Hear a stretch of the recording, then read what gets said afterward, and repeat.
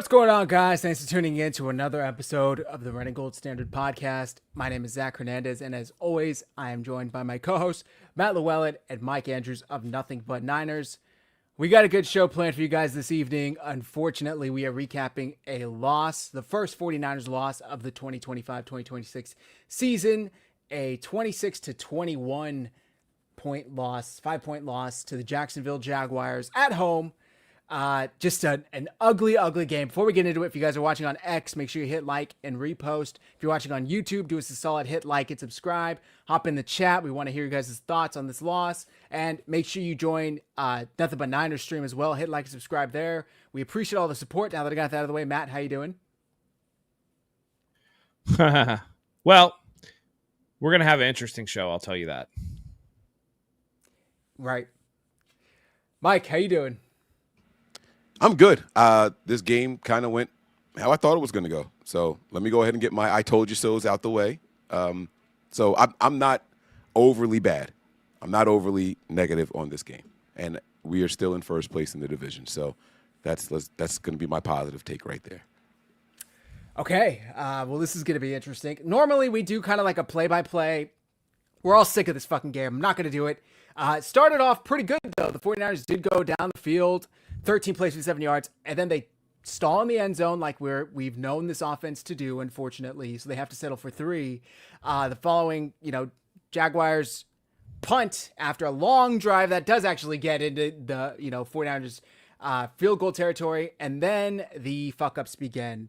Fumble, Luke Farrell, who's fighting for a first down, gets the ball punched out. I mean, I don't know if you guys have any thoughts about that. In my head, I'm thinking, just go down. I appreciate the effort, just go down. But before he could, I get it. And when we're watching, it's like it's in slow-mo, but it happened so quickly there. I don't know if you guys had any thoughts on the fumble. Yeah, in his defense, he was held up. It wasn't like he could just go down.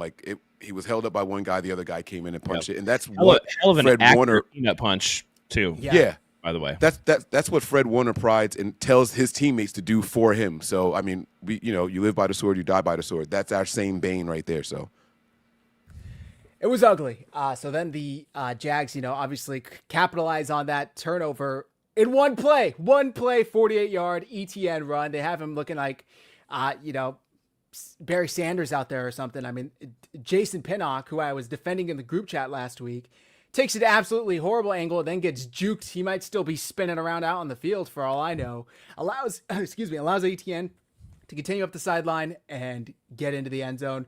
So just like that, 7-3. And what would you know it? Another turnover the very next drive. Brock Purdy drops back, sails a high pass, if I remember correctly, intended for McCaffrey.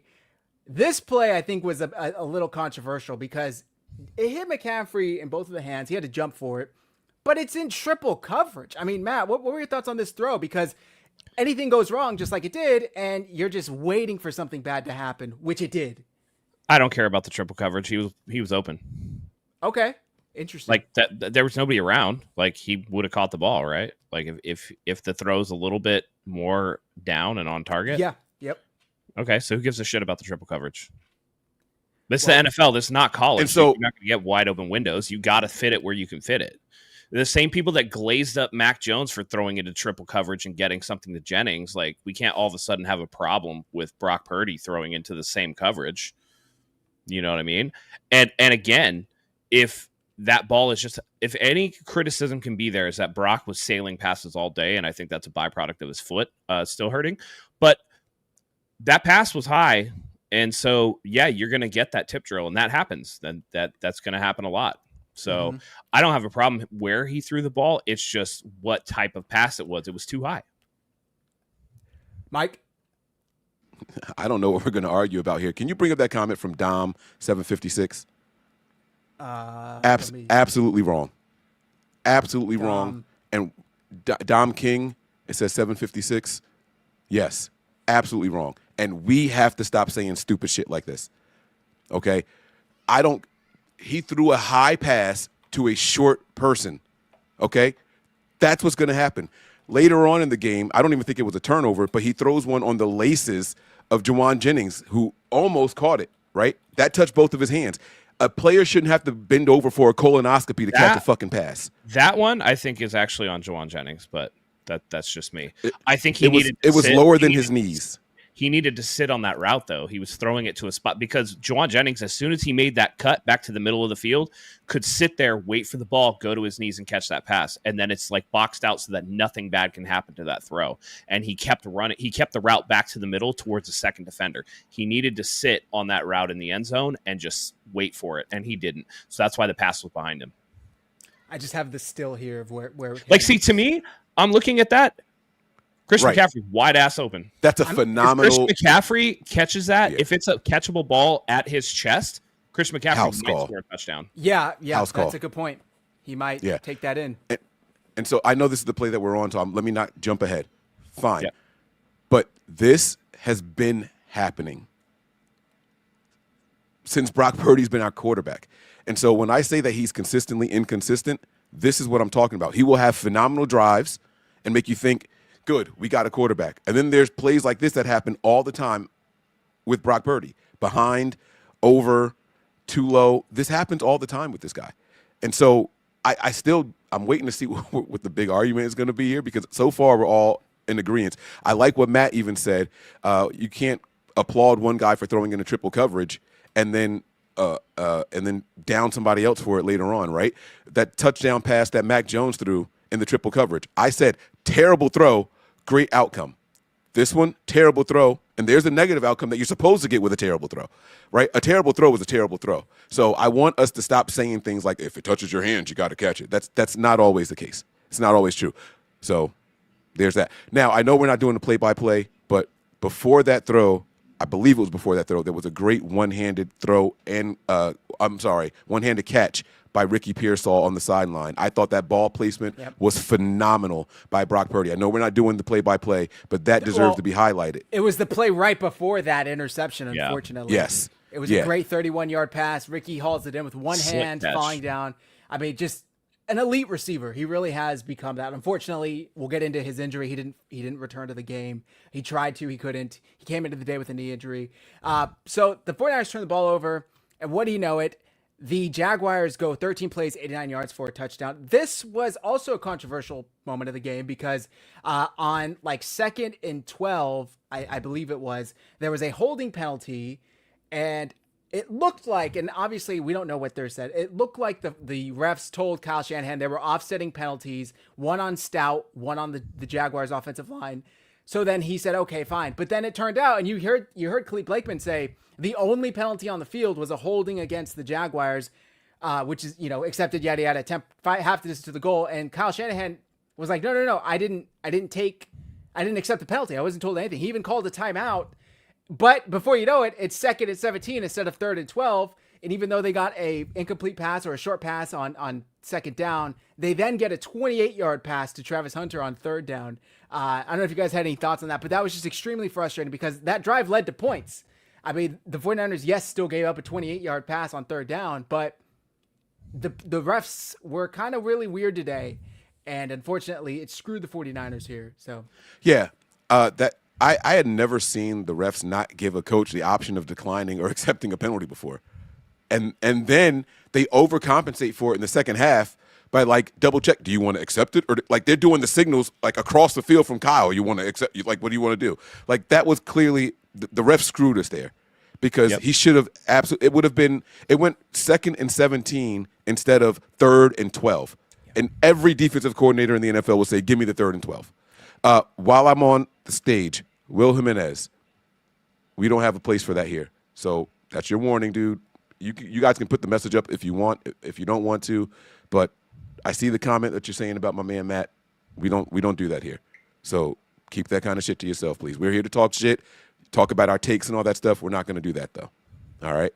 So we can keep it rolling. So, Matt, I don't know if you had any comments on the ref fuck up. Yeah, well, there was that call that was really bad and really puzzling, too. And I saw Kyle especially get mad. You can kind of see the head umpire kind of say to him, hey, you're not going to get that timeout back. And it's like, man, it's a double punish, right, for getting screwed on a call. So, and then again, I don't want to jump ahead either, but that wasn't the only bad call that the refs made or didn't make during the game. So we can hop onto that if you want to.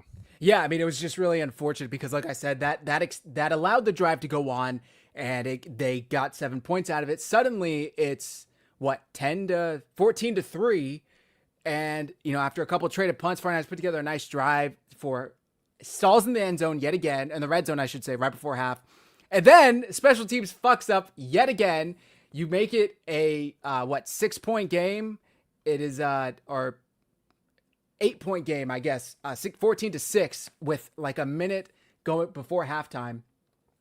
And then you give up a giant kick return that puts the Jaguars on the other side already. I mean, you get a 54-yard return, and it was just completely ridiculous. And a couple plays later, the defense, to their credit, bend and didn't break. They held them to a field goal, but you were about to go into half down 8, and now it's back to an 11-point game.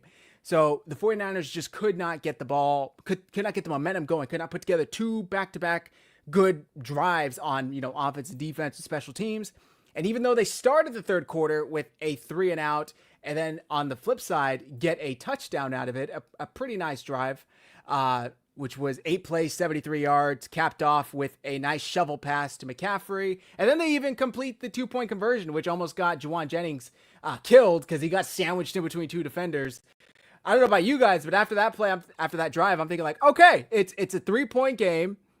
The 49ers are right back in this. All the momentum is shifted. What were your guys' thoughts after that first touchdown? Still don't have a rushing touchdown, by the way, but what were your guys' thoughts after that? You just hope that the defense can make another play and keep it close. And, you're like, okay, in spite of everything, the 49ers are in this game. So that's something. And, you wanted to have it come down to that. And you hope that you can give yourself, an opportunity despite everything that happened in the game. So yeah, it's positive. It looked like to me that Jennings took a shot to the liver, and obviously that's going to hurt. He did come back in the game later. But yeah, it was kind of a theme for Brock Purdy. And again, the foot, I think it's his drive foot. So he's not able to, put enough weight on there. And so he was sailing passes. But the problem is you said that you were healthy enough to play in the game and you didn't have an injury designation. So that can't be used as an excuse. If you're in the game and you think you can play and you can't plant on your drive through it foot, then you need to make the adjustment physically and deal with it, or don't play. You know what I'm saying? I say that all the time about other players on the team. When they make a bad play or don't do whatever, it's like, if you thought you were healthy enough to be on the field, so you get no pass from me. Yep. So, Mike, I don't know if you have any thoughts here. Yeah, no, the touchdown play was great. I felt some like, okay, maybe we can try to keep this one closer, than what it was looking like it was going to be. But then on the 2-point conversion, I was like, yeah, this game is over. Because I don't know, this is the same time, if I'm not mistaken, Pearsall was also on the sideline, yes. right? Yep. And so then I'm like, wow, now we're down Pearsall and Jennings. And so I'm not going to get an opportunity to play this much in this game, but I'm going to give Jennings my dog of the game here.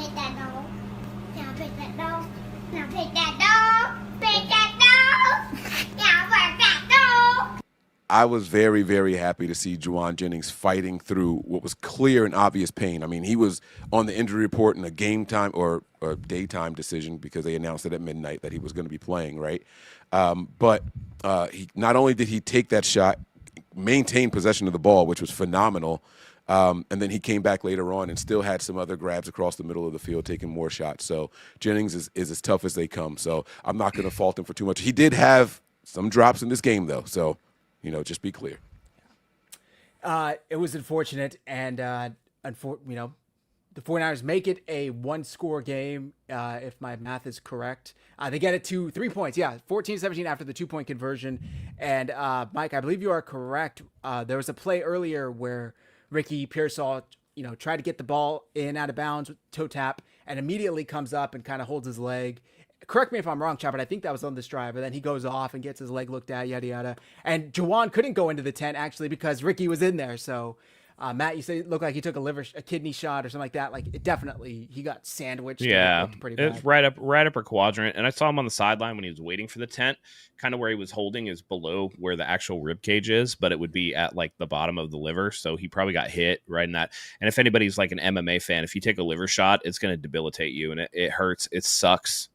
Yeah, it's not fun, but it's something that he'll be able to recover from fairly quickly. It shouldn't be something that's long term at all. Yeah. Probably by the end of the game, he was starting to feel a lot better, to be honest. Yeah. And then the 49ers, after they make it a 1-score game, a 3-point game, get a 3 and out. And I'm thinking, holy shit, the 49ers, the tides are turning. 49ers have this, or I shouldn't say 3 and out. Sorry. They did go 6 plays, but they do get the stop all the way down to the 49ers 43, and they have to punt. And the 49ers get the ball back, down 3 with 6:14 left in the third, and Brock Purdy throws an interception. And I said it in the group chat, but to me, it seems like when the 49ers are down multiple scores and they finally cut it to either 7 or less, and it's like, okay, we're finally going to go take the lead here. More often than not, this happens. More often than not, Brock Purdy throws an interception, and it's like, well, fuck, now we're further back, or now we're set back even more. We were just about to overcome that. And then a pick or a fumble or some sort of turnover. And I believe this was the 3rd turnover of the day for the 49ers. You had the fumble by Farrell, the interception that was tipped by McCaffrey, and now this. And the throw was kind of tipped at the line. I still don't know if that ball gets there safely. I don't know if you guys had any thoughts on this interception, but boy, did it just suck all the air out of the stadium after they were driving and making it a 3-point game. Didn't matter if it was tipped or not. That shit was a trash throw. It was a bad decision. It was a bad decision. He did like it. That throw in particular was Jimmy Garoppolo-esque. He did not see that linebacker at all. Yeah. Didn't look his way. Didn't think about it at all. Just threw to his first read. And it didn't matter if that ball got tipped or not. That ball was getting picked off either way. It was a horrific decision. And again, just another example of how many times can the defense try to bail you out. And not only do you shoot yourself in the foot, you shoot yourself in both feet so often that now you get to play in the paraplegic games because you just completely chopped off your own legs. It's ridiculous. Terrible, terrible, terrible. Yeah. It was really bad. And like I said, 49ers had the chance to either tie it or take the lead. Instead, that happens. Devin Lloyd gets his interception. I mean, the dude was standing there just right to him, just served up on a platter. Mike, I don't know if you had any thoughts on this, but that's. Well, I'm happy that I wasn't the person to mention Garoppolo because, and I will later. I will mention Garoppolo later, but this is. I think we have to step back and kind of accept reality that this is what Brock Purdy is. He's been this for a while, and I think that he exceeded everyone's expectations by being Mr. Irrelevant and what he was able to come in and do, and then the win streak he went on and all that stuff. But us 49er fans fell in love with Jimmy Garoppolo when he came in and won the last 5 games of that season, right? And it was like, oh, he's that guy, until we realized that he's just okay in this system. Can you guys tell me another team that would be willing to call the Niners and be like, hey, we'll take Brock Purdy off your hands? I mean, you can look around the league right now. Someone out there, please. Who? Maybe the Dolphins. There's no way. Maybe the There's Dolphins. no way. Well, his brain isn't mush, at least. So. I just don't think that there's any, he's just. This is what we have to expect, right? If the run game's not going, he's not the type of quarterback that's going to be able to put the game on his shoulders and throw for 450 and 3 or 4 touchdowns a game. He's not built that way. I don't know if this offense is even built that way for them to be that type of person. You got to be able to see and identify the gimmies and take advantage of it. And then you got to deliver accurately more than you don't deliver accurately. That's the thing. And we're just not getting that here.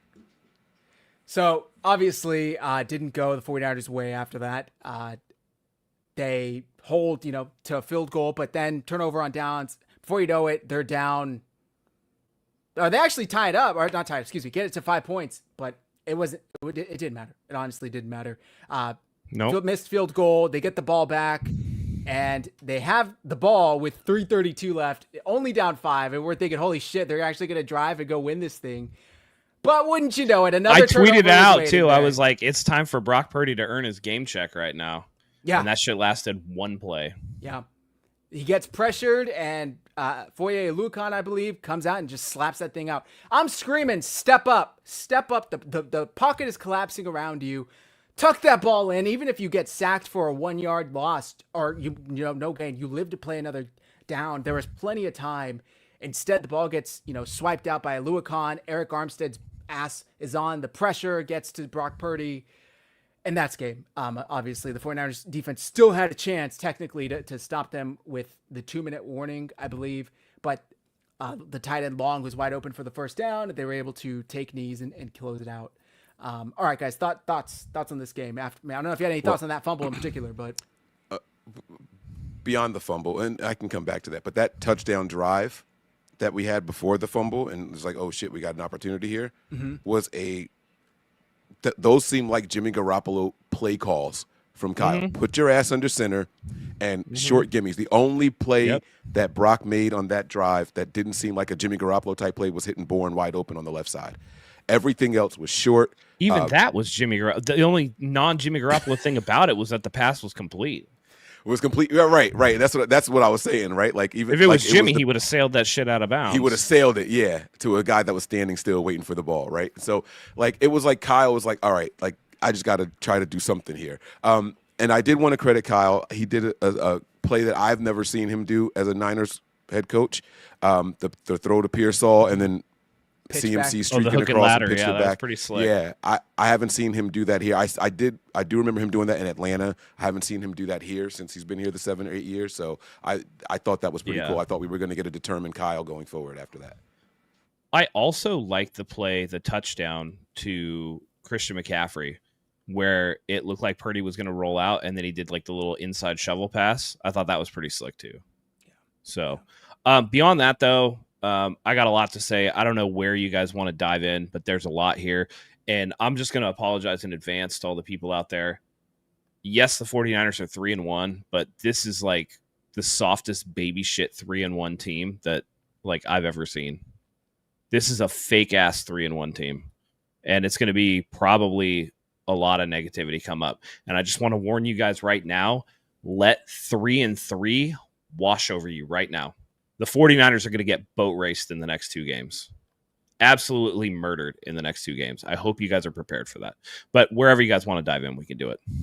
Well, just the next 3 games at the Rams Thursday night, then you go to Tampa, and then you host the Falcons on Sunday night. Oh, they can beat the Falcons. All I'm saying is they're going to lose to the Rams and the Bucs. Oh, right. That would make them 3-3. You're right. Sorry. Yeah. I mean, let's talk about the running game. Obviously, I think Purdy is kind of the main focal point after this game, but the 49ers, again, don't get in the end zone on the rushing end. Christian McCaffrey, 17 carries for 49 yards. Brian Robinson, 5 for 21, and Brock, 2 for 13. They don't even have 100 yards combined rushing. It's a consistent issue for this team this year. The running game has not been there. I see the chat saying, but Brock threw for 300 yards. I mean, so what? Winston threw for a ton of yards and a ton of picks, and they still lost. Like, it doesn't mean anything. It's because they're behind and they're trying to catch up. They're chasing points.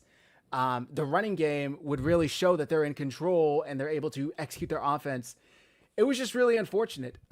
They couldn't get anything done. And are we going to get chewed out for saying Trent looks washed? Because Trent looks washed. I mean, Trent doesn't look washed. He is washed. Right. Hines, Allen, and I think Walker, before Walker got hurt, if my memory is correct, were just having their way with him. I mean, they were just manhandling him. There was a play where Christian McCaffrey, I think, or Brock Purdy gets blown up behind the line, and Trent's he pulled a Jake Brendel just standing there with his hands on his hips, and it's like, yep. Man, does anybody else want to hold this team up for money and then completely turn to shit? And there was one play on a run in particular where he went to fire out and run blocked, completely whiffed, and ended up like on his belly. Yeah, it's just like, dude. It's really. But this goes back to what we said. We identified this all offseason. All 3 of us have been here saying like they gotta address the O-line, and when you sit there and you are, I think the statistics are currently that they're 29th in pass block or in run block win rate. Like, yeah, of course you're not going to rush for shit. You know, people like be sitting there like Christian McCaffrey looks slow. He doesn't look slow when he's in the passing. He had 6 catches for 92 yards today. He didn't look slow like catching the ball. Yep. But when you start and you don't have a hole to run through, like how the fuck is that supposed to work? You know? It doesn't. I mean, it clearly doesn't. We have a question here from Jesus Lord. Still waiting for your honest opinion. Do you think Brock would close out the game? I think this is for you, Matt. Did you think he was going to close out the game? Let's let's just dive into Brock Purdy. Okay. I'm fucking out on Brock Purdy. I'm out on Brock Purdy completely. He's not a franchise guy. The 49ers fucked up paying him. And it's time that we realize that. This dude is a gunslinger with an airsoft arm. You cannot be that way. He's making terrible decisions. He has 20 picks in his last 19 games, regular season. 20 in his last 19 games. And now it's to the point. I try to give him the benefit of the doubt, right? Lots of injuries. At some point, a lot of teams deal with injuries. But you have to change your decision-making to kind of account for that. It's the same thing. Like, I'm a baseball fan. There's a player on my team that I cannot fucking stand. His name's Luis Ariz. He is a slap hitter. He's a singles hitter. Doesn't matter if there's guys on. Doesn't matter if there's 2 outs. Doesn't matter if it's the beginning of the game. He approaches the at-bat the same way over and over and over and over again. Doesn't change his approach ever. And it doesn't work. He's out there trying to make decisions and plays like he's Josh Allen. And he's got an arm like fucking, you know, like a fucking high school kid. He doesn't have the arm talent to make the decisions that he's making. And it gets to a point where you're like, yeah, well, you know, they had injuries. Oh, they had this. Oh, they had that. But what I'm starting to realize is for him to even be good like he was in 23, he does need everything perfect. And to me, that's not a franchise guy. And the unfortunate thing is they're stuck with him now. So, like, at this point, the NFL is a what have you done for me lately league. And I hate being the traits guy. But you need to at least have more traits than just your brain. And even that, again, right? Brock Purdy processes. He didn't see that fucking linebacker today in any way, shape, or form. And he wasn't able to adjust his throws to not sail everybody or get his wide receivers killed. You know, whether it was to Juwan Jennings on the 2-point conversion, whether it was the interception to CMC, whether it was the completion to Robinson, Demarcus Robinson, that was ridiculously high too. Whether it was a pass behind players that got them killed. I think Juszczyk caught one and got blasted as soon as he caught it because it was behind him. At a certain point, you can't just make excuses for players anymore. And I'm at that point now. And the play has gotten worse and worse and worse and worse and worse over and over and over and over again. And can he be a quarterback that carries you through? Sure, he can get you. I still think this is a wild card team based off of the fact that they have a trash schedule. But when it comes, like 2026 could be a Super Bowl run, but you better hope everybody stays healthy and you better hope they address all of the weaknesses, because it's to the point now that Purdy is clearly trying to do things that he's physically not capable of doing. And he relies on the other players to kind of meet him halfway on those decisions. And when you don't have the dogs to do that, this is what's going to happen. And I can abide a lot of things. I don't need a quarterback with the strongest arm. I don't need whatever. That's fine. But you can't pair that with bad decision making. And he's consistently now, over the course of X amount of games, paired it like with bad decision making. This is the worst game that Brock Purdy has probably ever played. This is worse than the 5 interception Ravens game, which a lot of those you could chalk up to the Ravens making plays and a lot of like crazy bad luck. This was consistent inconsistency, like Mike talked about. He was spraying the ball all over the field like he had the yips, like he wasn't ready to be out there. And there's no excuse for that. So I until he can prove otherwise, I'm out on Brock Purdy.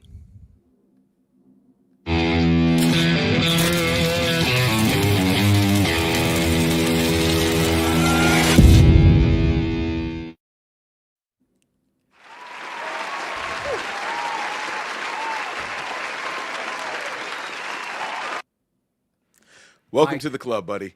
Welcome to the club. Only my Patreon subscribers know how I felt about Brock Purdy. But I have been out. I said I didn't think it was a good idea to give him this deal. I mean, it's just, it is what it is, right? And now, like you said, we're stuck with this guy. We're stuck with him. And it's the problem is that he's going to go out and win some games. He's going to go out and have a good game, and people are going to go, "Oh, see, I told you."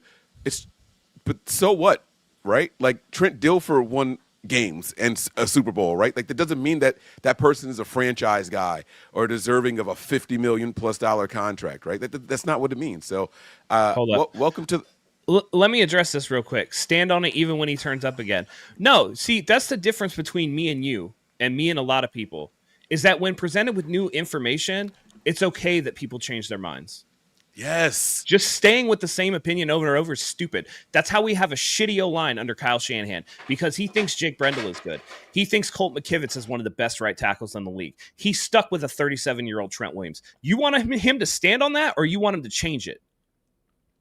Because if you don't think the offensive line is blocking well, through 2023, Brock Purdy was playing really, really well. And then in 2024, I gave him the benefit of the doubt because of all the injuries. Now it's 2025, and it's like you didn't learn anything from last season. You're still doing the same shit. So 2025 is a bunch of new information for me, that Brock Purdy does not adapt to situations. He doesn't approach the game differently. When he tells you in the offseason, "Oh, I pressed too much last year because I was trying to make too many plays, and I got to rein that in, and I'm going to rein that in," and then he doesn't do that, that's new information. That's saying he doesn't learn from his mistakes, and he is who he is. So you want me to stand on that? No, I don't think so. Super chat from 49ers Throwback. Man, here you go, Matt. Matt was right all along about Trevor Williams. I think the link is caught up to Kyle, Ricky Pearsall, CMC, and J&J, and having J&J ain't helping. I mean, they showed a graphic towards the beginning of the game, I want to say, where the only receivers he had actually thrown to that caught a pass was Ricky, Llewellyn, and Tonjes. Everybody else was brand new. I'm not trying to, say that, it makes sense why he played like shit, why he had all these interceptions. But it does, he has no chemistry with Kendrick Bourne, who had 1 million drops today. Marquez, I don't even think MVS was active, actually. Sky Moore, these guys were just Luke Farrell. Like, they're unfamiliar targets, and it doesn't help. It was just a huge equation of a fat L. And it was a shitty performance all around. Brock Purdy made some horrific decisions, forced the ball into places, tried to make passes he knows he can't make. Receivers dropped passes. We can't block running or passing. It seemed like every snap, Brock Purdy had pressure on him within, a second and a half. It's an ugly team. It's an ugly team right now. And yes, they're 3-1, and it's nice they had some cushion wins to start the year. But it's going to catch up with them very quickly if they don't address this shit, which they've neglected the line. Yeah. The three of us have come here and sat here for years talking about the offensive line. And the one pick we get, aside from Dominic Pooney last year, who was a mid-round pick, Connor Colby in the 7th round, who looks about average, if average. So it's shitty. Can I listen, my friend, listen. I'm just going to address this one last thing. You said I'm over him means you're done completely. So stand on it. Listen, man, you want me to just continue saying I am out on Brock Purdy as a franchise quarterback. And I said until he proves otherwise. So if he has back-to-back 5,000-yard seasons with 40 touchdowns and sub-10 picks, I'm supposed to just be like, I'm still out on Brock Purdy? I'll leave you with that logic. Just think about that for a second. I know it's hard, but you got to get it on your hat so that way you don't have to say it every time you open your mouth. It's got to be like seen and known. Like or you guys got to rename the channel anti Brock Purdy. Like right? Yeah. That's, I know. That's apparently, the only other option. Apparently. So this quarterback issue for the 49ers has been a thing since Kyle has been here. How do we fix it? Like, and I know that's not what the show is about, but just do you want me to be real? Yes, because I it's an answer that I don't think people want to hear. Fire Kyle and John and start over. Because they clearly can't evaluate quarterbacks, right? Like, or it's too much control. Like, I just don't understand what it is that they're looking for and why they purposely go out and get guys who don't have physical traits. I'm not saying that you have to have the strongest arm or run the fastest and all that, right? Because one of what I think Brock Purdy's strengths are is his scrambling ability. But there's oftentimes where instead of stepping up in the pocket and delivering, he'll roll out around and scramble around and try to do extra stuff where if you just stay there or step up, you can make a play. Like that fumble that at the very end of the game, he could have stepped up or moved to the left. Like he's still dropping back. Like, why are you like? I don't know if he understands how pockets work after the snap. You know what I mean? Like Well- it goes from a straight line or a bent line, and then it turns into an oval where you're supposed to step up into it, and he doesn't do that regularly. I don't know. I don't know. You're going to have to go back and watch the last play, but I'll tell you right now that last play, the fumble play, he was moving forward when he fumbled the ball. He was looking to throw. I think is our Yeah, I mean, Yeah, listen, but he hitched though. So yes, he did Yeah, start. yeah, But yeah. he did like one of those like ball pat things. yeah. Like Well, just throw the fucking But here's ball. the thing. Again, when you think you're a gunslinger with an airsoft arm, you have to hitch to throw the ball because he has to throw it into the perfect window because he knows that he doesn't have the arm to just fire it in there. And so, again, part of that is Kyle's system. And Kyle has always been a coach of, I can get players to fit my system. I don't necessarily need to tailor my system to the players. And I think that's a mistake. And it shows a lack of flexibility on Kyle's part. And if you need a case in point, the loss today notwithstanding, just look at Greg Roman in Los Angeles with Justin Herbert. They're changing the way that they run Greg Roman's offense because Justin Herbert has the skill set to do it. And if Kyle can't do that, then if Kyle can't change the way he calls plays and the league is caught up, if he refuses to address a clearly weak offensive line, they've thrown tons and tons and tons of when we talked about it, resources into the defensive line over and over and over and over again. And they have 2 early round picks on the defensive line that kind of both were whiffs, Mike McGlinchey and Aaron Banks. But like, you can't just give up after those 2. Why does the offensive line, when you go and pay your quarterback $53 million, why do they not get the same attention that the defensive line has gotten? And by the way, not for nothing, your best guy on defense is out and you get no quarterback hits for the first time since 2015. So again, are we having another season where you poured all those resources in there to get no results? At some point, you have to change. And if the coach and the general manager can't identify talent and they're unwilling to change, this regime is going to get long in the tooth and they're going to get fired. And that's the only way that you're going to be able to move forward. And at that point, I mean, I'm starting to like dip my toe in the water of like, it might be time for Kyle to go because clearly this team is not very good. I mean, they barely eked out wins against the Saints and the Cardinals, and they caught Seattle in week 1, which like really anything can happen in week 1. So like what is their staple win? What is their performance that they can hang their hat on? People look back at the Mac Jones performance and like, oh man, he threw for like, almost 300 yards and he had 3 touchdowns and no picks. And it's like, yeah, but they won by 5 against the worst team in the league. So like, what the fuck are we celebrating? This is not a good team. The defense is, I would say, pretty good to really good, depending on, but there's no ball hawks.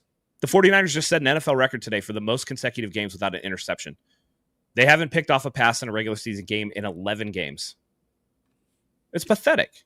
And they had one except for the fucking refs with that was a terrible call. Let's be real. That was an awful call. Stout made a hell of a play. And they will get one, but like, again, this is a wild card team. They can gear up for a run in 2026, but they have so much to do. Yeah. You have to stay healthy. You have to address the offensive line. You have to get like a ball hawk somewhere. You might have to upgrade the receiving core. You might have to move on from Christian McCaffrey at some point. Thank goodness for the emergence of Jake Tonjes, who looks like a legit tight end too. He had a great game today. Yeah.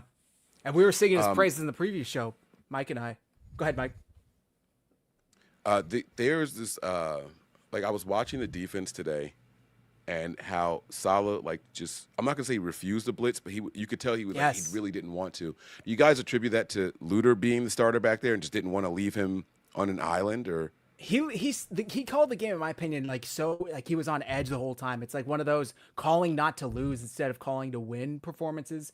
And there were plenty of times. I think there's maybe 1 or 2 blitzes where he brought Warner in and Lawrence got the ball out prior to even Warner getting there. But man, it's like Bosa is out. They need some help generating pressure.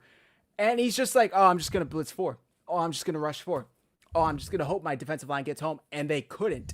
It was really, really frustrating, but I do think that it had to do with Bernardo Green being out. They had, Brian Thomas and Travis Hunter. By the way, the Jags receivers, Brian Thomas 5 for 49, Brenton Strange, 6 for 45. Travis Hunter, 3 for 42. Like Hunter Long, 3 for 23. It's not like any of them killed the 49ers single-handedly.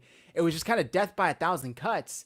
And the 49ers defense seemed kind of happy to give that up. And even though I will say we should talk about the fact that this was still a 5-point game. They turned the ball over 4 fucking times, and they still had the ball in their hands with a chance to win it with 3 minutes left. I mean, it was ridiculously close. If it was the other way around, I think the 49ers win this game by 2 to 3 scores. Doesn't it?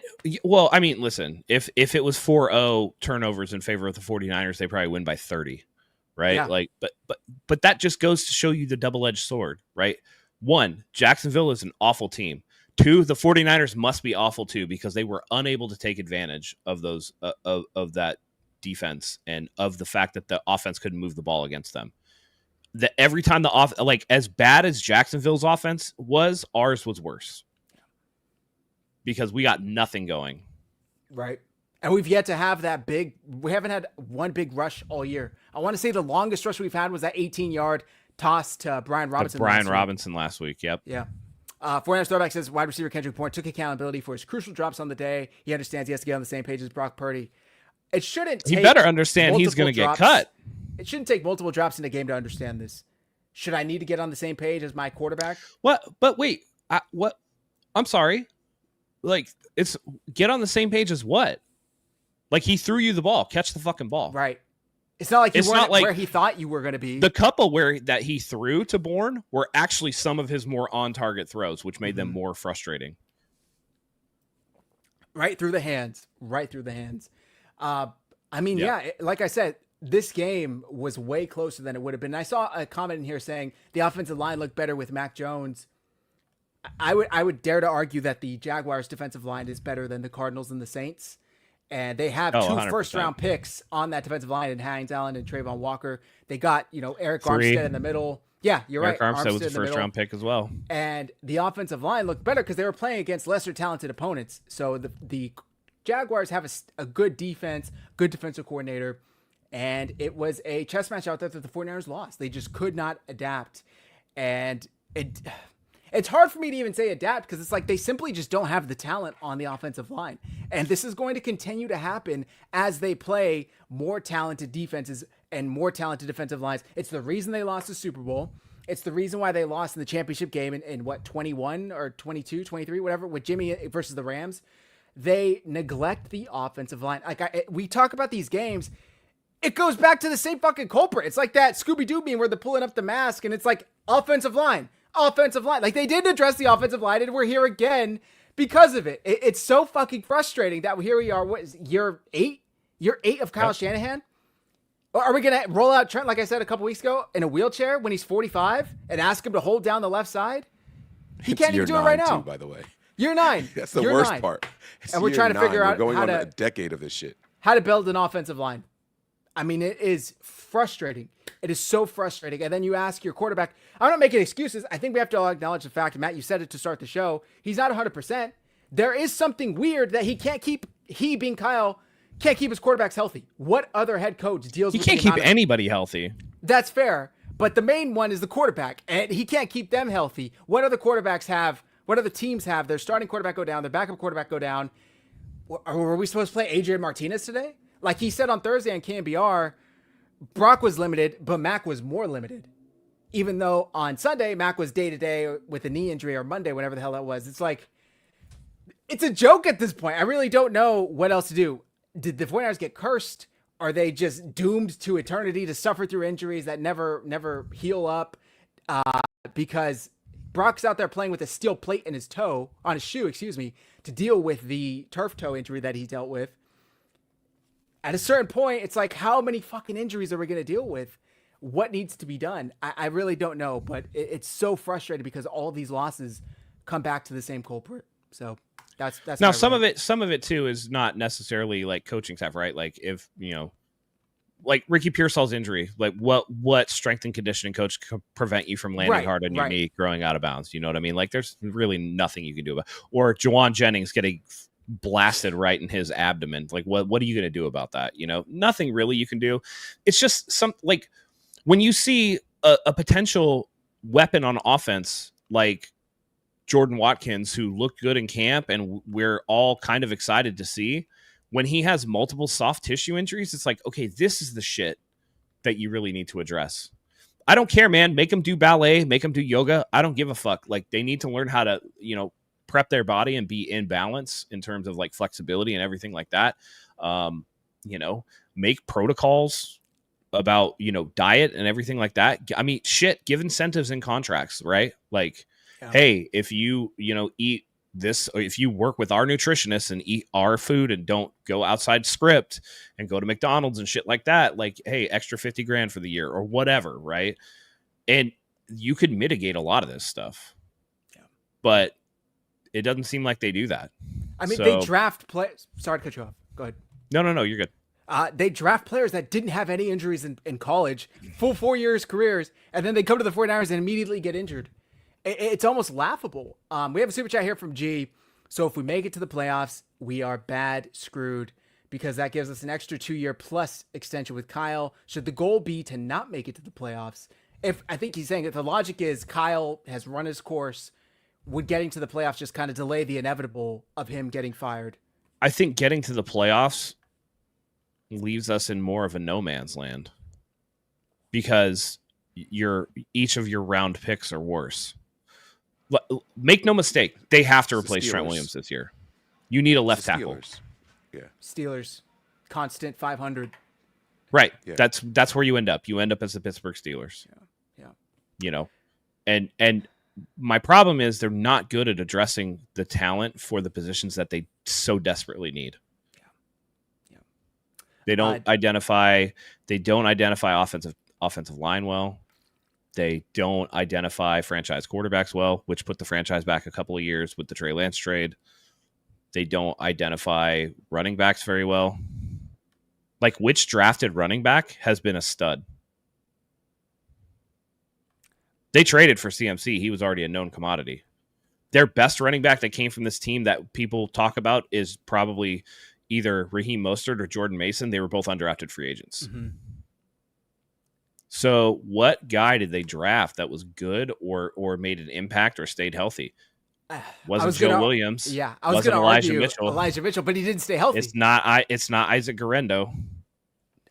It's not Jordan James yet. I think he's healthy, and they just keep him on the sidelines. Yeah.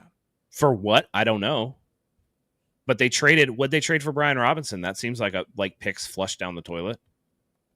Especially given I feel like Washington was going to release him. They were not on the same page. Very clearly.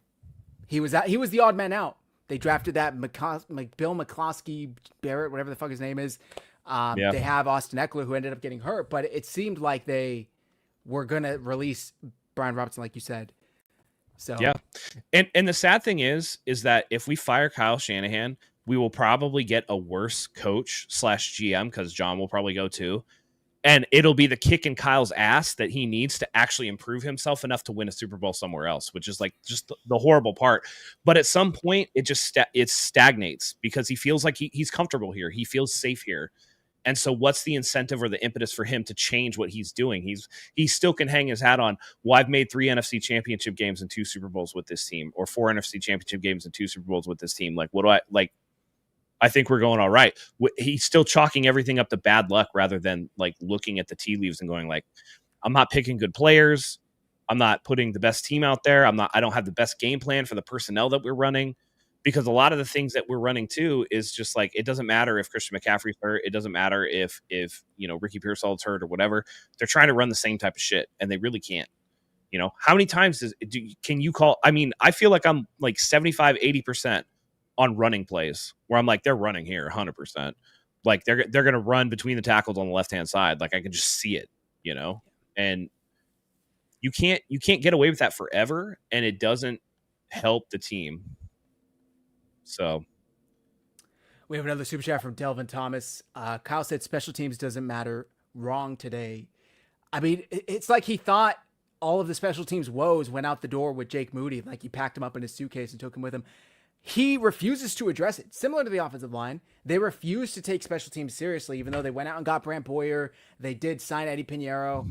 But there's more that goes into it than that. They cannot cover a kick. I said in the group chat during the game, opposing teams must be licking their chops when the 49ers have to kick off or punt because it's a huge scoring opportunity for them. We cannot cover it for whatever reason. There are 31 other teams that know how to tackle on a kickoff or a punt.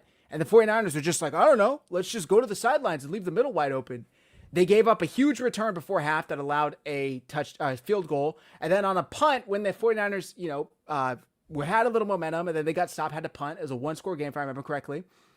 They give up a 57-yard punt return to Parker Washington, whatever the hell his name is. And just like that, it's out of reach. Jersey. I don't know what it is.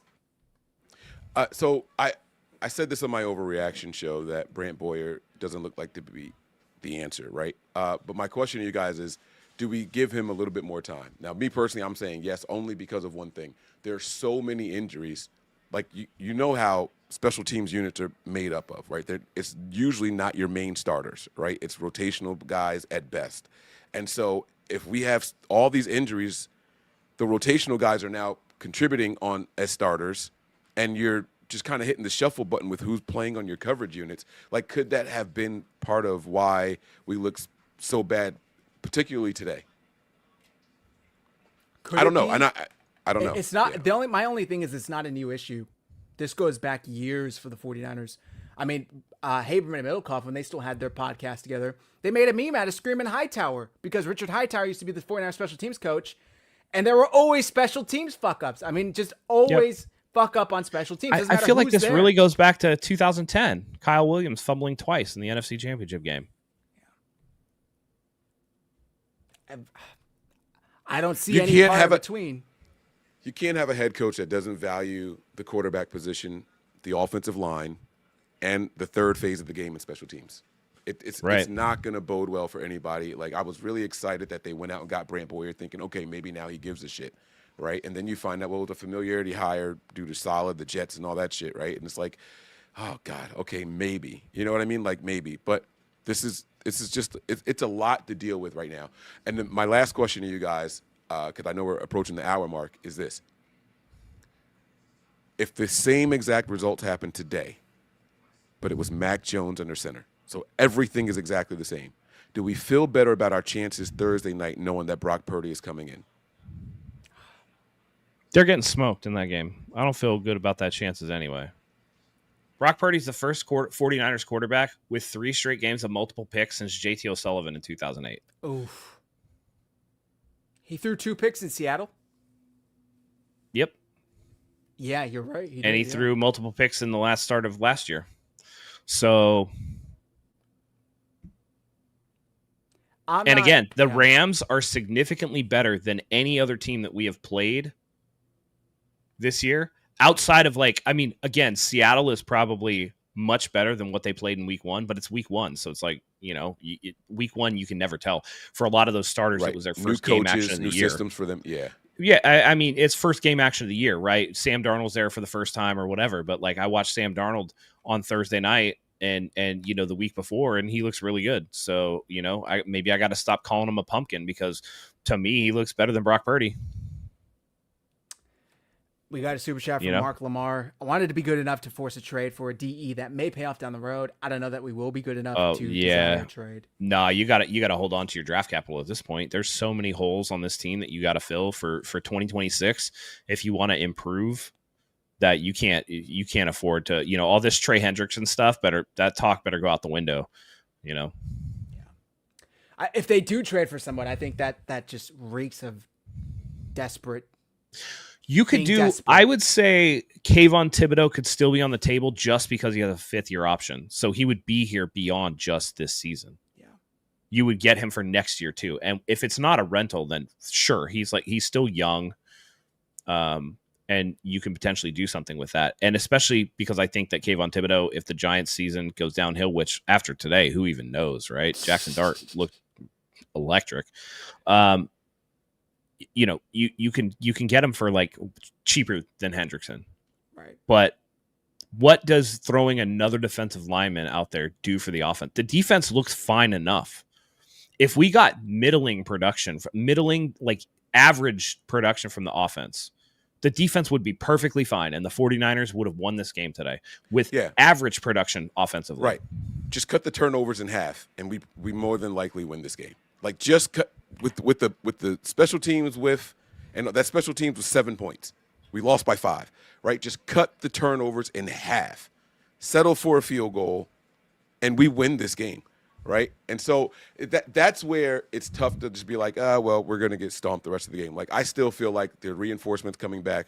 George Kittle's going to come back. That should hopefully improve the run game. You know what I mean? Sad to say that your best pass catching and route running tight end is going to improve the run game, but it's the truth, right? It's one more piece for them to have to worry about. Even if he's not the one out there blocking, they have to focus on covering him as well, right? So you got hopefully Brandon Ayuk coming back later on, and with the emergence of Ricky Pearsall and looking like a number one wide receiver, you couple him with this offense, maybe there's a change for everything to turn around. It's long game, and yes, this is an overreaction show, but I do stand by, I don't think that Brock Purdy is a franchise quarterback. He's our franchise's quarterback, but I don't think he's a guy that you build a team around. Like, the team literally has to be perfect and flawless for things to go well for this kid. So he's outside of the top 10. Like, do you really want to hitch your wagon to a guy outside of the top 10? So, and by the way, let me amend when I say, because I see it in the comments, when I say Jackson Dart looked electric, I mean in comparison to Russell Wilson, not necessarily like the league, right? Jackson Dart actually made a lot of plays with his legs today that looked really good, and the team looked energized, and they were able to pull off a win against the Chargers even after Malik Neighbors tore his ACL. By the way, they need to tear up that fucking turf in the Meadowlands and just they need to get rid of all turf in the NFL. If you can grow natural grass in Las Vegas and Arizona, there's no fucking excuse for anywhere else in the country. Like, you should be able to grow your grass. So I see this comment here from Niner Goat 16. Mike Hill has 0 sacks in 4 straight games. He was never drafted. Not what he was drafted for. Getter. He's drafted to stuff the run. It's not his game. It really isn't his game. Maybe it would have been his game if Nick Bosa's there on the other side. Well, but with Bosa gone, yeah, it's not his he was style. always going to be more of an interior pass rusher than from the edge. And it's like, give him more than 4 games to try to develop pass rush moves. Like, he's pretty stout against the run. He was, although the 49ers are pretty ass against the run today. No lie. Yeah, no, really ass. He was also drafted to be the complementary piece to Nick Bosa being out there in the run game as well as in the pass game. So you take that away, he's not the Nick Bosa replacement. Like, that's not what he's here for. Did you guys catch this at the end of the game? Liam Cohen and Robert Saleh had to be separated after they were. I saw it on Twitter, and then I saw at the press conference, because I watched Kyle's press conference. He said something about Cohen shouldn't be so sensitive or whatever. Oh, but like, it looks like they were legit chirping at each other. And I'm looking at Liam Cohen, and I'm like, hey, straight up, I don't think you want that smoke. I feel like Saleh would fucking kill you, bro.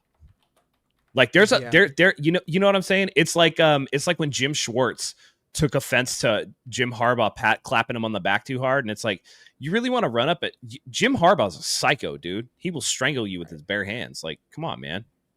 What are we doing here? For Tim Kamikami, Shanahan said he didn't see the Saleh Cohen post-game exchange, but seemed to know what it was about. Saleh's comments last week. I tried to clear it up. I didn't see what happened, so I'm not sure. I don't think he should be that sensitive about it, but that's the way it is. Yeah, that's funny. They were chirping at each other. Thing. Had to be separated. Here's my thing. Here's why I think it's kind of a bitch move from Cohen. Is if they would have lost that game, he wouldn't have said shit.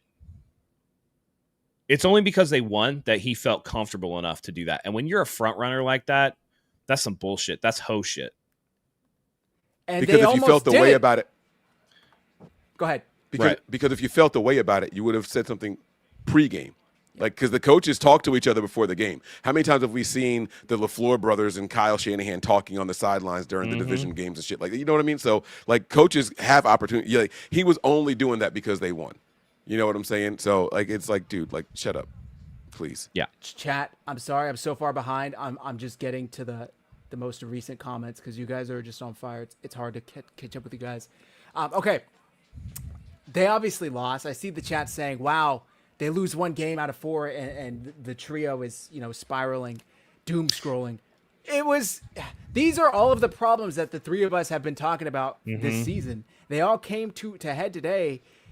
It's crazy they only lost by 4. Honestly, they should have gotten whooped. They should have been down 2 to 3 scores. They made it a 1-score game. Yeah. Thank you. They only lost by 5. I honestly thought they were going to come back and win it at the end, the same way they basically had done it this season, either on offense or defense. But the offensive line, Brock Purdy, bad decisions came to and fumble. And we talked about the last couple of weeks where it's like you win ugly, right? It's winning ugly, and that's good for team building. But then they lose really ugly, and you're just like, maybe this team just kind of sucks. Like, what are we supposed to take from that? What game did they come out and take it to their opponents? Like, none of them. None of them. They've all been one-score games. Yeah, so and they haven't played well. By the way, they haven't played well in any of the games. But the thing is, right? There's so much context that goes into what you just said. Yeah, they haven't played well, but they did 2 of those 3 games without their starting quarterback, without George Kittle. You know, they did a game without, or half a game without Nick Bosa, and then this one also, right? As doom and gloom as it sounds, this game should have been the game that we lost. Like, this was the one that doesn't hold the weight. It doesn't, you know what I'm saying? Like, this is the game that we were supposed to be, all right, let's just prepare for Thursday night football. That's how this was supposed to happen. I'm not saying we were supposed to lose. Let me be clear here. But if there was a game to give up in the first 5 or 6, this is the one that you would want to lose and win the rest of them. And then when you go out there without all those pieces that I talked about in the previous 2 games, and you still win them the ugly way, right? Like that. I think that's still a testament to what the team is, the chemistry in the building, the belief in the building, and all that. And that's why I'm not really ready to say, "Oh, the season's over." Like it's no man's land. No, I still think you. Let me be clear. Point, I don't think the season's over. Yeah, you said we're going to make the playoffs. You said we're a wild card team at worst. Like a 9-8, 10-7 team. Right. There's no reason at 10-7 this team can't make the playoffs. And that's at worst. Like, that's literally at worst, right? Like, I still think this team could win 12 games. Like, if you look at just the rest of this schedule, there's 4 tough teams coming up on this entire schedule. This entire schedule. That's it. And we have to play one of them twice because they're in our division. So, I mean, that's it. Yeah. The 4 toughest games that I see for the 49ers in particular, because I feel like we play the Seahawks well, no matter what. Like, I just feel like we play the Seahawks well. 4 toughest game are the 2 against the Rams, 1 against the Buccaneers, and then for whatever reason, we struggle against the Browns. Thank you for saying the Browns. You know, I was going to say that part. That's the one. Be in that Cleveland. Defensive line. Yeah. They're legit. Well, those are the games. And again, to everybody's point, right? And you know, again, I'm out on Brock Purdy as this like transcendent quarterback, right? Who is like a top, 10 quarterback or whatever that can elevate his team. He's not going to elevate his team, but that doesn't mean that when Kittle doesn't come back, when Ayuk doesn't come back, if Pearsall can get a couple weeks of health, all of a sudden, does Brock Purdy's game elevate because he has more weapons? Yeah. And he's back to being like, Brock Purdy. And healthy. No, he's not going to carry you when everybody's injured. He's really not going to do that. But when things are going right, he's absolutely capable of winning you games and getting wins and whatnot. So I do expect, and by the way, if the passing game starts working, does that relieve some pressure against Christian McCaffrey? Sure. You just got to get through this next rough patch. And that's why I'm saying, hey, let 3-3 wash over you. That's how it's going to be. But after those couple games, they beat the Falcons. They're going to beat the Texans. They're going to beat the Giants. Now all of a sudden 6-3. Okay, that looks a lot better. And by that time, Ayuk is back. Probably you definitely going to have Kittle back. You're going to have Mustafa back on defense, right? Pearsall might be feeling better. Jawan Jennings might be feeling better. Brock Purdy's toe might be feeling better. Maybe Trent Williams, I don't know, fucking wakes up from hibernation and can do some fucking thing. Maybe Pooney will stop getting rolled on. Again, there is you get 4 more games of rookie development and see how they do, and all of a sudden maybe it looks a little different and you're looking a little bit better. So it's not doom and gloom. I'm just saying, like, let's put the Super Bowl thing to bed because they're not going to the Super Bowl unless they get insanely lucky, and let's put to bed the Brock Purdy is a top level elite quarterback in the NFL because he's not. I see this question. Go ahead. Go ahead. No. Go ahead, Mike. I'll go. I see it from Mark at 8:55. If Kyle asked you 3, who should be the quarterback going forward, what would you say? The answer is Brock Purdy. Purdy. It's not a different answer. Not a debate. Oh shit. My answer is the healthy one, the healthiest one, because right now apparently both of them are shaken up. Brock's dealing with the toe injury, and Mac's dealing with the knee injury, and whoever the fuck is more healthy. Obviously, if they're both healthy. Wait. Let me fill this in for you before people go crazy. who is the more healthy of those two? Because you definitely don't want fucking Martinez. No. Thank you. Out of the two, who is more healthy? That's who should be the starting quarterback. But going forward, it should be Brock if he's healthy. Obviously, I don't think they win this game with Mac either. I really don't. Also, who's the head of officiating in the NFL? Because I feel like Kyle must have done him a disservice. Because this team's got to get some. You know, I say that, but the Jaguars had way more penalties than the 49ers. Just the 49ers one seems crucial, and it's the timing. More egregious. Like yes. the not declining the penalty and then not giving back the 49ers timeout. It's like our bad, but you called a timeout, so we can't do anything about it. It's like bullshit, dude. Like spirit of the game. Like, hey, how many times have we seen delay of game, but they pick up the flag because the coach called the timeout or whatever? They do that shit all the time. Aside from that, I have seen the officiating crew say penalties accepted and then move the ball and then say, oh, never mind, they wanted to decline it and move it back. So why the fuck couldn't Kyle do that? I've never seen them force us to accept the penalty before. I've never seen that happen in the NFL. You know, by the way, you know how you do that? You know how you fix that? You go, previously announced San Francisco accepted penalty. San Francisco declines penalty. They will retain their timeout. Third down. Yeah. That's it. 5 seconds. No play had been snapped. No play had been run. The ball hadn't been snapped for the following play. It was very easy. And I was just going to talk about this, guys. Not to be that guy, not to be that fan, but holy shit, did the refs fuck the 49ers today. I mean, Matt, you said it. The penalty difference, I have it here. Let me pull it up. But it was ridiculous. The Jaguars had 12 penalties for 9 yards, and the 49ers had 5 for 54. But that play that you talked about would have been 3rd and 12 instead of 2nd and 17, which allowed them 2 plays to get a first down. Any DC, any coach with a brain takes the 3rd and 12. You have 1 play. And then the phantom pass interference on Upton Stout when they finally did get a turnover. Upton Stout ran that shit all the way into the Jaguars 20. I mean, the 49ers at least get 3 points off of that. At the very least, they probably punch it in, to be honest with you, with the way the offense was able to find success in the second half. It was so frustrating. And then even at the end, after a kickoff, Chase Lucas gets some stupid fucking penalty. You know, it's like they're all going at each other, yet Chase Lucas is the only one that's penalized. The refs completely screwed the 49ers over today. Yes, the Jaguars were out penalized by 7 penalties and 50 yards, but it was the timing. The timing and when these penalties were called was ridiculous. Absolutely ridiculous. And I don't know what the hell's going on. Last week, Roger Goodell was at the 49ers game, cuddling up to Kay Adams watching the game, and everything was pretty by the book. Everything was pretty good. I didn't complain about any penalties. This week was complete bullshit. I saw at least 2 to 3 blocking the backs. I know Matt disagreed with 1. I could see that going either way, but at least 2 other ones that did not get called on the Cardinals. And again, not to be that guy, because everyone's going to be like, oh, Zach's just saying that because he's a Niners fan. I try and call things pretty straight. The 49ers played like ass today and deserved to lose, but at the same time, these penalties put them more in the hole. Mike, I don't know if you had anything to add. I see you. No, not to add to that. I agree with everything you were saying. That's something I wanted to ask you guys, and I want to thank Mark for reminding me. Kyle going for it on 4th down instead of taking the field goal. Yeah. What were your thoughts at that moment? I thought they were trying to get somebody to jump off sides. I did not think they were going to snap the ball. I really didn't. The Jaguars, if I remember correctly, had already put together a long scoring drive. So it's not like the defense had been elite in keeping them in. They already proved they could go 90 yards on your ass and get a touchdown. And instead you turn the ball over. I mean, if you kick it there, it's a 2-point game at the end and you only need a field goal to win. Instead, you needed a touchdown and we saw what happened. Yep. Yeah, I didn't necessarily had a problem with them going for it. I had a problem with the play call.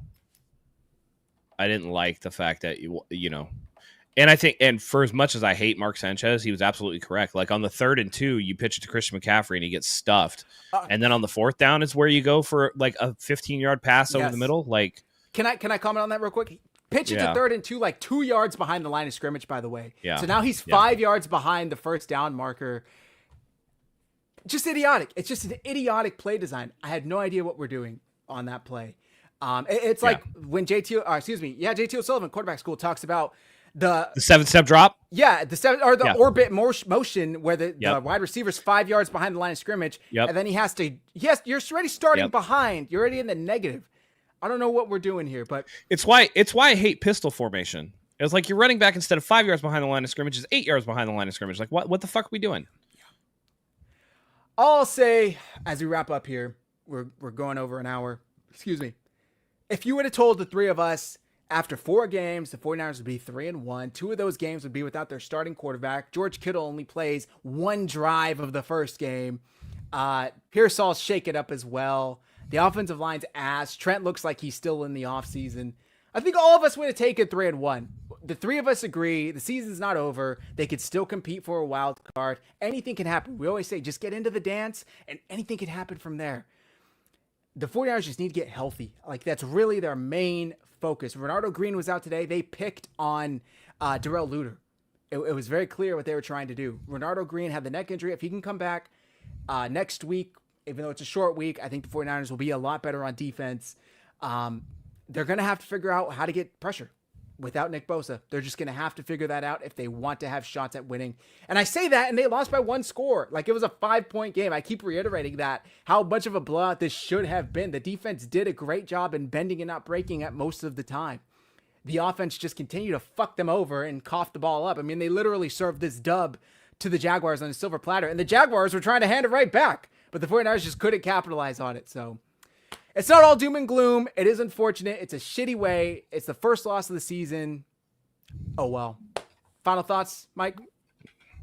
Yeah, in short, it's time for some old dogs to learn new tricks. That goes for the head coach. That goes for the special teams coordinator. That goes to our offensive lineman and Trent Williams, right? These old dogs in particular have to learn some new tricks. I said it at the end of our last overreaction show that I was going to call this game a loss. I'm going to call Thursday night a win. And the main reason is because I think they're going to let Diamador Lenore stay on Puka Nacua all night long. So if I'm going to start throwing my prediction out there at the end of the prediction of the overreaction show, I got to go ahead and do it again here. I got the win on Thursday in a tough battle. I think our defense really, really shocks people. I think we get not 1 but 2 interceptions in that game also. I know I'm way, way ahead of it. All right. But that's going to do it for me here. For you guys out there, if you don't know where to join and follow along, if you're watching on the 49ers Hive channel right now, please make sure you guys come over and show some love to us over on our YouTube channel. That is Nothing But Niners. If you're looking for bonus content, some real thoughts, like I said, Matt said what I said before Brock Purdy signed that deal. I didn't think he was a guy. Matt finally got me to say it on the public show. I don't think that he is a franchise quarterback. We will win games with him. We will be successful with him, but he is not a quarterback guy that is a franchise quarterback. You got to head on over to Patreon, though. You get those thoughts significantly earlier than waiting for it to happen here on YouTube. Patreon.com/NB9ERS. And for those of you who are watching right now from the Nothing But Niners YouTube channel, and I see you guys in the comments, make sure you guys come and show some love right down there. 49ers Hive on YouTube. All right? That's all I got. All right. By the way, last year, last year's such a blur. I blurred it out completely out of my head. 2 years ago, we had a Jaguars podcast that I don't know if you guys remember that. We did a joint show with the Jaguars pod. Shout out to those guys. Hopefully they're happy tonight. They were cool dudes. They gave Mike, I think you went down to that Jags game. They gave you some recommendations where to go to dinner and stuff. So one of the guys' name was actually Josh Allen, believe it or not. But I was trying to find him on X and give him a shout out because they were cool dudes. Anyway, like I said, not all doom and gloom. Matt, please carry us out. Do us the honors. Yeah, absolutely. Look, it's a tough loss. It's an ugly loss. It is a sobering reality check for this team. After 3-0, I'm sure a lot of us were like, oh, if they only get healthy. I mean, I was like that. If they only get healthy, then they can make a run. This, like 2026, shoot, this might be a Super Bowl run this year.